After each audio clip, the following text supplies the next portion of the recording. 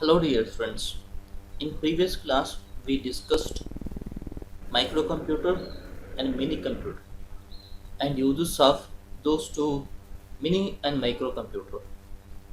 Today in this video lecture we are discussing mainframe computers.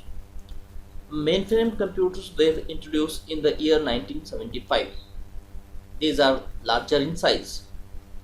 While we discussing generations or previous class, I already told how we are going to be increasing the computing capacity of the computer. They are going to be increasing in their size. These mainframe computers are also larger in size.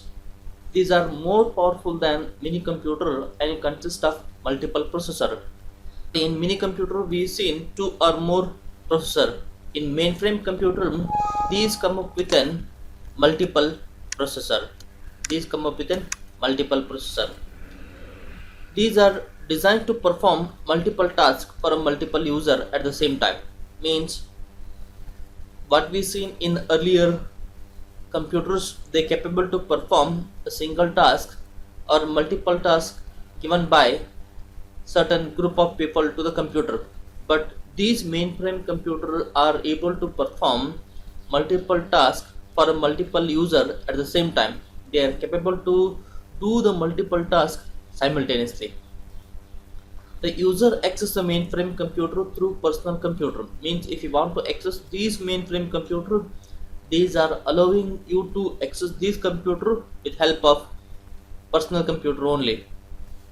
And the computation capacity of these mainframe computer are able to execute 16 million instructions per second.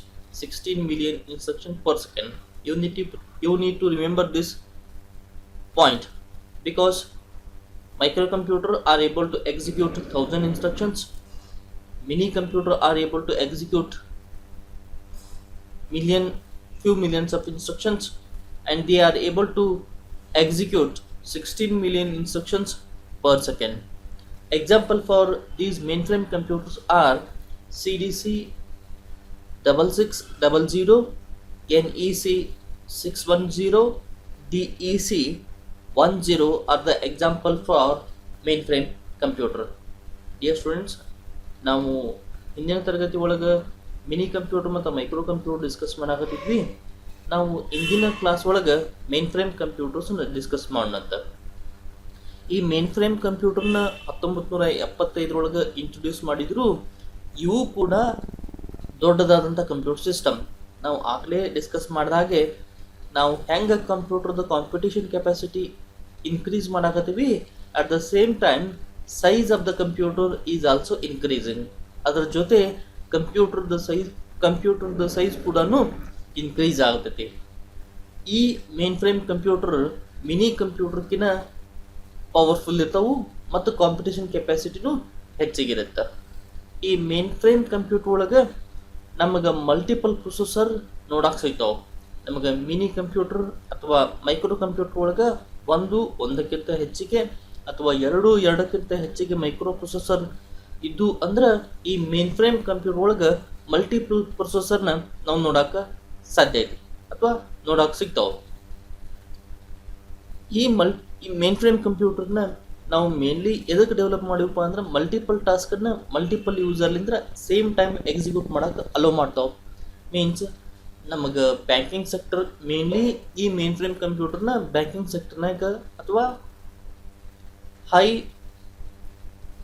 End larger organizations ಒಳಗೆ use ಮಾಡ್ತಾರೆ. ಅಲ್ಲಿ multiple task by multiple users simultaneously occurring ಆಗ್ತಿರ್ತಾವೆ. ಅವನ್ನೆಲ್ಲವನ್ನು handle ಮಾಡೋಕೆ ಈ main frame ಕಂಪ್ಯೂಟರ್ಸನ್ನು use ಮಾಡ್ತಾರೆ. ಈ mainframe ಕಂಪ್ಯೂಟರ್ನ use ಮಾಡ್ಬೇಕಂದ್ರೆ ನಾವು ಕಂಪಲ್ಸರಿ PC ಅಥವಾ ಪರ್ಸನಲ್ ಕಂಪ್ಯೂಟರ್ ಸಿಸ್ಟಮ್ನಿಂದ ಮಾತ್ರ ಈ ಮೇನ್ ಫ್ರೇಮನ್ನು ಎಕ್ಸೆಸ್ ಮಾಡೋಕ್ಕೆ ಸಾಧ್ಯ ಆಗುತ್ತೆ. ಯೂಸ್ವಲಿ ನೆಕ್ಸ್ಟ್ ನಾವು ಪ್ರೀವಿಯಸ್ ಡಿಸ್ಕಸ್ ಮಾಡಿದಾಗ ಮೈಕ್ರೋ ಕಂಪ್ಯೂಟರ್ ಅಥವಾ ಮಿನಿ ಕಂಪ್ಯೂಟರ್ನ ಟರ್ಮಿನಲ್ಲೋ ಅಥವಾ PCನೋ ಅವುಗಳಿಂದ ನಾವು ಎಕ್ಸೆಸ್ ಮಾಡಿದ್ರೆ ಈ ಮೇನ್ ಫ್ರೇಮ್ ಕಂಪ್ಯೂಟರ್ನ ಕಂಪಲ್ಸರಿ ನಾವು ಪರ್ಸನಲ್ ಕಂಪ್ಯೂಟರ್ ಸಿಸ್ಟಮ್ಲಿಂದ ಮಾತ್ರ ಎಕ್ಸೆಸ್ ಮಾಡೋಕ್ಕೆ ಸಾಧ್ಯ ಐತಿ. ಈ ಮೇನ್ ಫ್ರೇಮ್ ಕಂಪ್ಯೂಟರ್ದ computation capacity 16 million instruction per second execute ಮಾಡ್ತೈತಿ. 16 million instruction per second execute ಮಾಡ್ತೀವಿ. ಈ ಮೇನ್ ಫ್ರೇಮ್ ಕಂಪ್ಯೂಟರ್ಗೆ ಎಕ್ಸಾಂಪಲ್ ಅಂದ್ರೆ CDC 6600, NEC 610, DEC 10. ಇವು ಎಲ್ಲವೂ ಕಂಪ್ಯೂಟರ್ ಸಿಸ್ಟಮ್ದ ಮಾಡೆಲ್ ನೇಮ್ ಅಥವಾ ಮಾಡೆಲ್ ನಂಬರ್ಸ್. ಇನ್ನು ಯೂಸಸ್ ಡಿಸ್ಕಸ್ ಮಾಡೋಣ. Uses of main frame computers. Mainframe computer are used in large organizations, means to handle a very large number of people. This can be done with help of this mainframe computer only. They are big computer system sensitive to temperature, humidity and dust. Most of the computer systems are going to be maintained within ACs and then air conditioned rooms. Why? Because these computers are very sensitive to the temperature and humidity. To operate with these mainframe computer, a end user must be a qualified trainer. End user must be a qualified trainee. Then only it is able to operate with mainframe computer. They have wide range of peripheral attached. Means if you want to access this mainframe computer, which allow us to access this mainframe computer with help of wide range of peripherals attached. Means we are allowed to connect wide range of peripheral computer to this mainframe and allow access to or utilize this mainframe computer. They have large storage capacity. By using this mainframe computer, we are allowed to store huge amount of information in this mainframe computer. And these mainframe computer are allow us to use variety kind of softwares. These mainframe computers are not user friendly. I already told, if you want to work with this mainframe computer, we require an training. Only trained operators are allowed to operate this mainframe computer. That's why these are not user friendly. Even though if you want to work with this mainframe computer, you need to require an training to operate this mainframe computer. Uses of mainframe computer discuss ಮಾಡಾಕ್ತಿದ್ವಿ. ಈ uses of mainframe computer ಒಳಗೆ ಈ mainframe computer large organizations ಒಳಗೆ use ಮಾಡ್ತಾರ. ನಾವು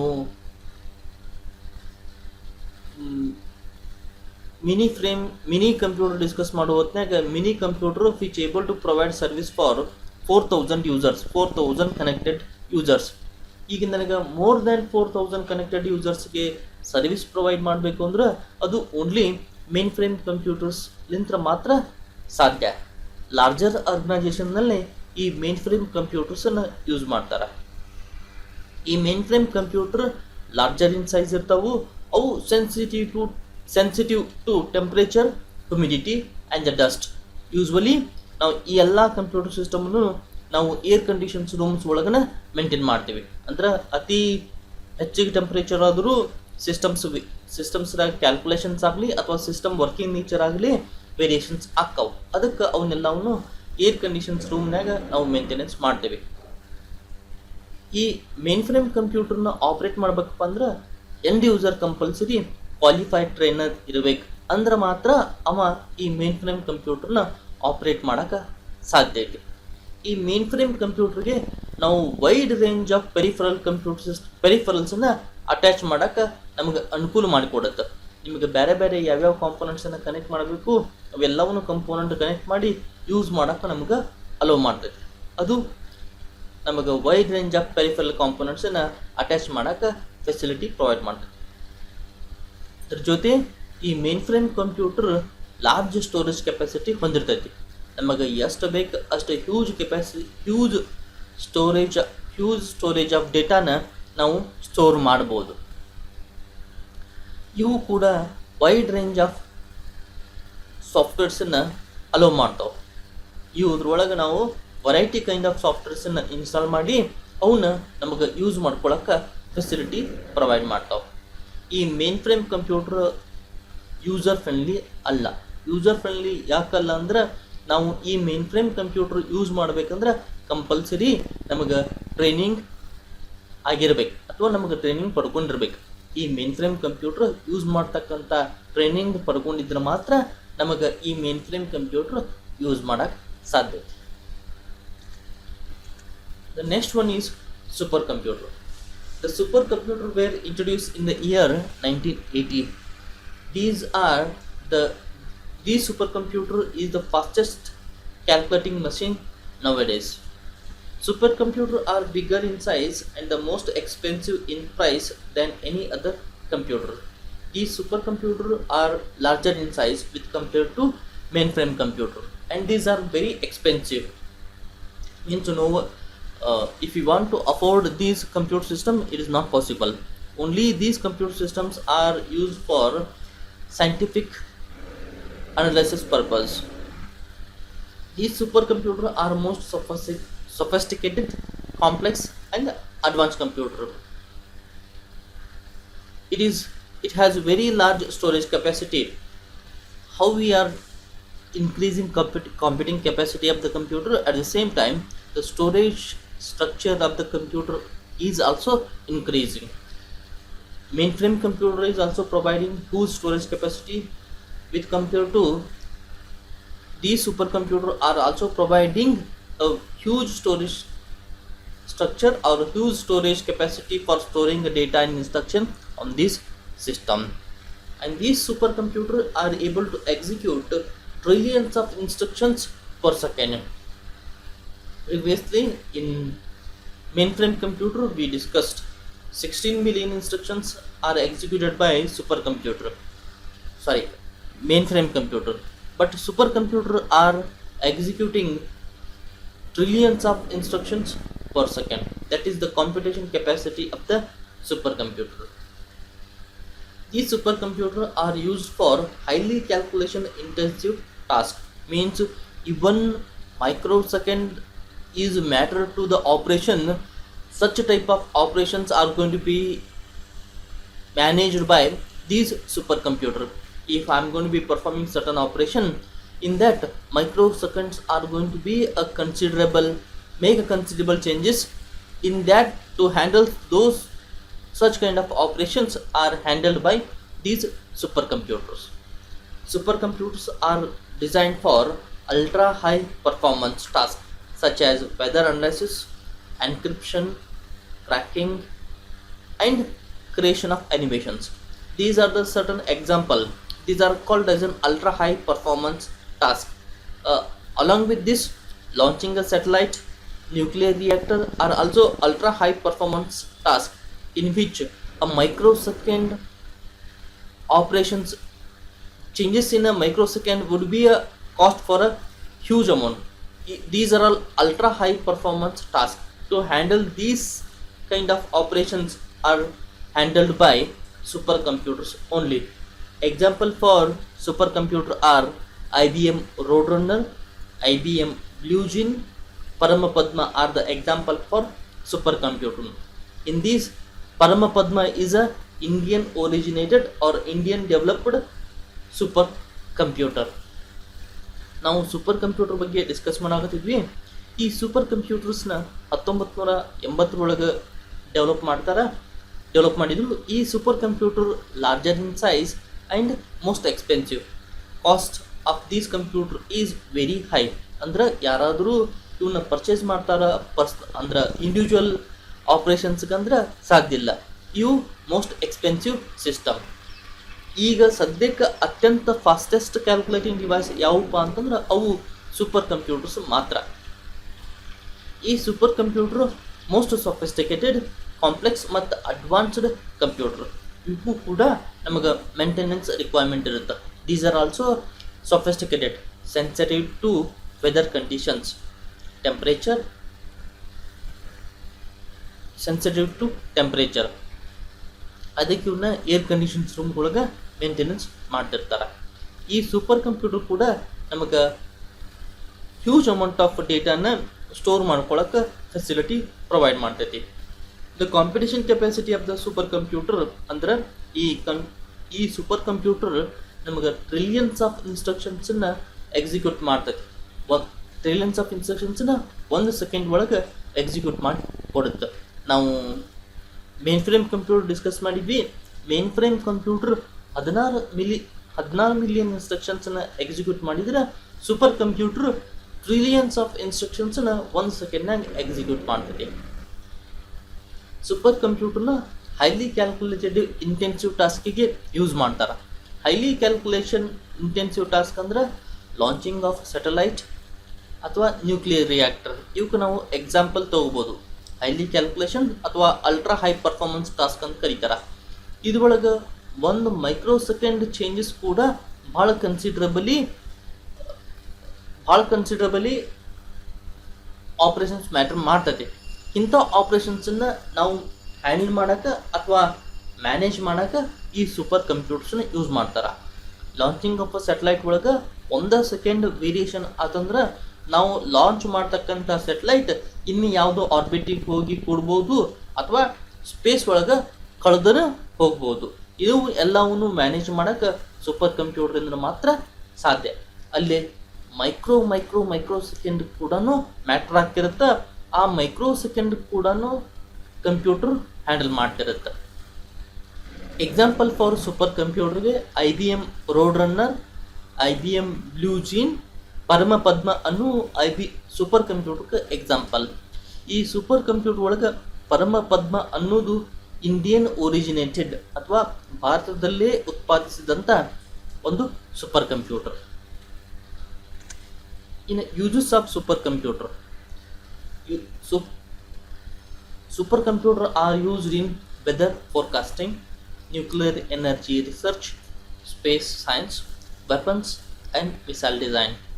ಈ super ಕಂಪ್ಯೂಟರ್ನ ಎಲ್ಲೆಲ್ಲಿ use ಮಾಡ್ತಾರಪ್ಪ ಅಂದ್ರೆ ವೆದರ್ ಫೋರ್ಕಾಸ್ಟಿಂಗ್ ಅಪ್ಪ ಅಂದ್ರೆ ಹವಾಮಾನ ಇಲಾಖೆ ಒಳಗೆ ಈ ಸೂಪರ್ ಕಂಪ್ಯೂಟರ್ನ ಯೂಸ್ ಮಾಡ್ತಾರೆ. ಅಂದ್ರೆ ಮುಂದೆ ನಮಗೆ ವಾತಾವರಣದಲ್ಲಿ ಆಗ್ತಕ್ಕಂಥ ಚೇಂಜಸ್ಸನ್ನು ನೋಡಿಕೊಂಡು ಅಲ್ಲಿ ಇರತಕ್ಕಂಥ ಭಾಳಷ್ಟು ಫ್ಯಾಕ್ಟರ್ನ ಕನ್ಸಿಡರ್ ಮಾಡಿ ನಾವು ವೆದರ್ ಫೋರ್ಕಾಸ್ಟ್ ಮಾಡ್ತೀವಿ. ಅಂದ್ರೆ ಹವಾಮಾನ ಇಲಾಖೆ ಹವಾಮಾನ ಮುನ್ಸೂಚನೆ ಕೊಡುತ್ತೆ.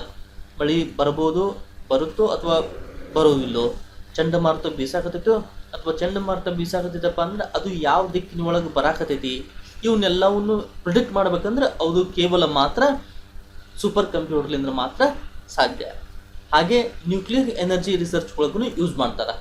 ಈ ನ್ಯೂಕ್ಲಿಯರ್ ಎನರ್ಜಿ ರಿಸರ್ಚ್ ಒಳಗೆ series of nuclear chain reactions occurring ಆಗಿರ್ತಾವೆ.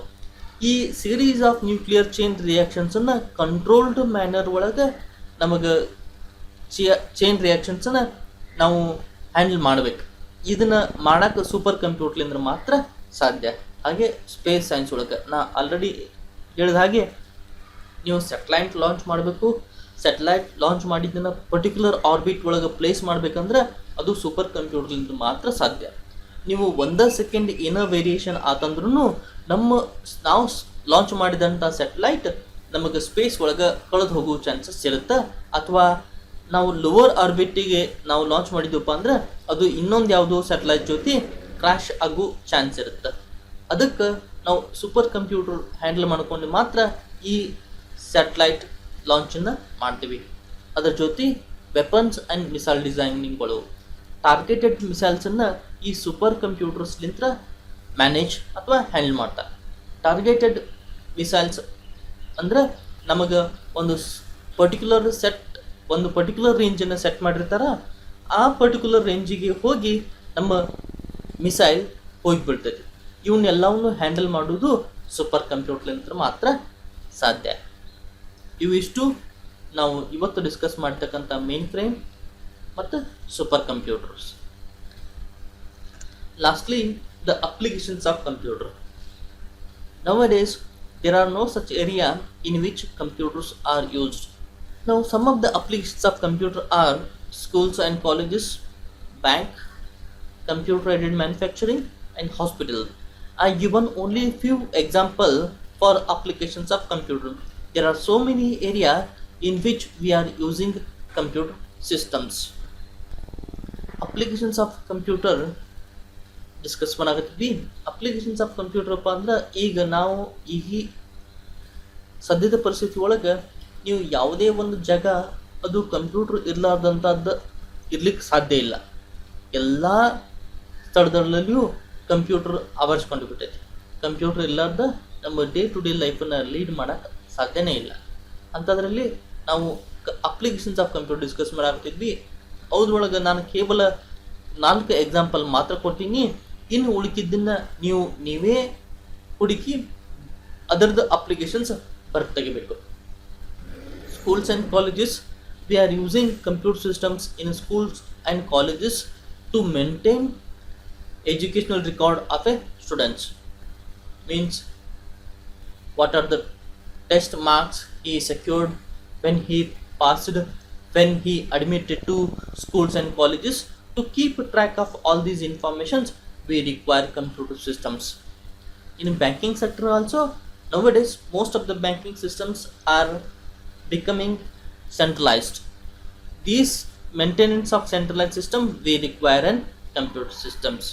In banking sector, we are using computer to maintain account, to maintain a different account of a customer. We require computer systems. In factory, we are using computer as a computer aided manufacturing. Computer aided manufacturing means in which we are avoiding human intervention for productions. These are automated system. They are able to manufacture the goods with help of computer system. Those are called as an computer aided manufacturing. And lastly, in hospital also we are using computer. In hospital we are using computer system to keep health track of an patient. We require computer systems.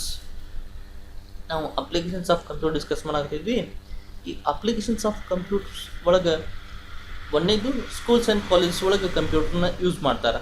Schools and colleges ಒಳಗೆ ಕಂಪ್ಯೂಟರ್ನ ಒಂದೇ purpose ಸ್ಟೂಡೆಂಟ್ಸದ್ದು ಅವನ educational details ಅಥವಾ educational ಹಿಸ್ಟ್ರಿನ store ಮಾಡೋಕ್ಕೆ, ಅದ್ರ ಜೊತೆ ಅವರು schools and college ಒಳಗೆ computer ಕಲಿಯಾಕೂ use ಮಾಡ್ತಾರೆ. ಇನ್ನು ಬ್ಯಾಂಕಿಂಗ್ ಸೆಕ್ಟರ್ಸ್ ಒಳಗೆ ಯಾವುದೋ ಒಬ್ಬ ಕಸ್ಟಮರದ್ದು ಅವನ ಬ್ಯಾಂಕ್ ಟ್ರಾನ್ಸಾಕ್ಷನ್ ಡೀಟೇಲ್ಸ್ ಅಥವಾ ಅವನ ಅಕೌಂಟ್ ಡೀಟೇಲ್ಸನ್ನು ಸ್ಟೋರ್ ಮಾಡೋಕ್ಕೆ ನಾವು ಬ್ಯಾಂಕಿಂಗ್ ಸೆಕ್ಟರ್ನ ಕಂಪ್ಯೂಟರ್ ಯೂಸ್ ಮಾಡ್ತೀವಿ. ಇನ್ನು ಕಂಪನಿ ಒಳಗೆ ಕಂಪ್ಯೂಟರ್ ಏಡೆಡ್ ಮ್ಯಾನುಫ್ಯಾಕ್ಚರಿಂಗ್ ಅಂತ ಕರೀತಾರೆ. ಕಂಪ್ಯೂಟರ್ ಏಡೆಡ್ ಮ್ಯಾನುಫ್ಯಾಕ್ಚರಿಂಗ್ ಅಂದ್ರೆ ಇವೆಲ್ಲ ರೋಬೋಟಿಕ್ ಸಿಸ್ಟಮ್ ಅಥವಾ ಆಟೋಮೇಟೆಡ್ ಸಿಸ್ಟಮ್ಸ್. ಇಲ್ಲಿ ಯಾವುದೇ ಹ್ಯೂಮನ್ ಇಂಟರ್ವೆನ್ಷನ್ಸ್ ಇರಲಾರ್ದ ಪ್ರಾಡಕ್ಟ್ ರೆಡಿ ಆಗ್ತಾವೆ. ಈ ಎಲ್ಲ ಪ್ರೊಡಕ್ಷನ್ ಆಪ್ರೇಷನ್ಸನ್ನು ಮ್ಯಾನೇಜ್ ಮಾಡೋದು ಕಂಪ್ಯೂಟರ್ ಏಡೆಡ್ ಮ್ಯಾನುಫ್ಯಾಕ್ಚರಿಂಗ್ ಅನ್ನೋ ಕಂಪ್ಯೂಟರ್. ಅವಕ್ಕರ್ಲಿಂತ ನಾವು ಪ್ರೊಡಕ್ಷನ್ಸನ್ನು ಮ್ಯಾನೇಜ್ ಮಾಡ್ತೀವಿ. ಲಾಸ್ಟ್ಲಿ ಹಾಸ್ಪಿಟಲ್ ಒಳಗೆ ನಾವು ಕಂಪ್ಯೂಟರ್ನ ಯಾವುದೋ ಒಂದು ಪೇಷಂಟನ್ನು ಅವನ ಹೆಲ್ತ್ ರೆಕಾರ್ಡನ್ನು ಮೇಂಟೈನ್ ಮಾಡೋ ಸಂಬಂಧ ನಾವು ಕಂಪ್ಯೂಟರ್ ಯೂಸ್ ಮಾಡ್ತೀವಿ. ಅವ ಯಾವಾಗ ಅಡ್ಮಿಟ್ ಆಗಿದ್ದ, ಪ್ರೀವಿಯಸ್ಲಿ ಯಾವ ಡಿಸೀಸ್ ಇದ್ದು, ಅವ್ನಿಗೆ ಏನು ಟ್ರೀಟ್ಮೆಂಟ್ ಕೊಟ್ಟಿದ್ವಿ, ಇವನು ಎಲ್ಲವನ್ನೂ ಹೆಲ್ತ್ ರೆಕಾರ್ಡ್ನ ಮೇಂಟೈನ್ ಮಾಡೋಕ್ಕೆ ಕಂಪ್ಯೂಟರ್ಸನ್ನು ಯೂಸ್ ಮಾಡ್ತಾರೆ. That's all. It is all about introduction to computer. This completes your first chapter.